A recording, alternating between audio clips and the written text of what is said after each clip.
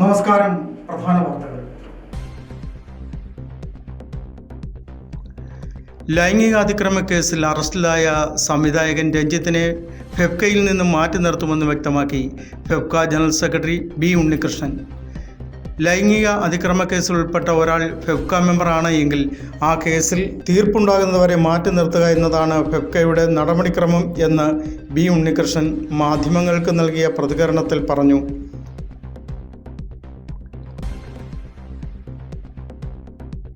പത്ത് ദിവസം നീണ്ടുനിന്ന ശബരിമല പൈങ്കുനി ഉത്സവത്തിന് സമാപനം കുറിച്ച് പമ്പയിൽ ആറാട്ട് നടന്നു. തന്ത്രി കണ്ഠരര് മഹേഷ് മോഹനരുടെ കാർമ്മികത്വത്തിൽ നടന്ന ആറാട്ട് ചടങ്ങോടെ 10 നാൾ നീണ്ടുനിന്ന ഉത്സവത്തിന് കൊടിയിറങ്ങി.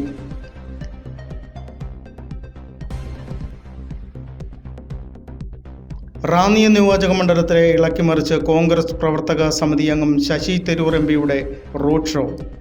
റാന്നി മണ്ഡലം UDF സ്ഥാനാർത്ഥി അഡ്വക്കേറ്റ് പഴകുളം മധുവിൻ്റെ തെരഞ്ഞെടുപ്പ് പ്രചരണാർത്ഥം പ്ലാച്ചേരി ജംഗ്ഷനിൽ നിന്ന് ആരംഭിച്ച റോഡ് ഷോയിൽ ഇരുചക്ര വാഹനങ്ങൾ ഉൾപ്പെടെ 100 കണക്കിന് പ്രവർത്തകർ പങ്കെടുത്തു.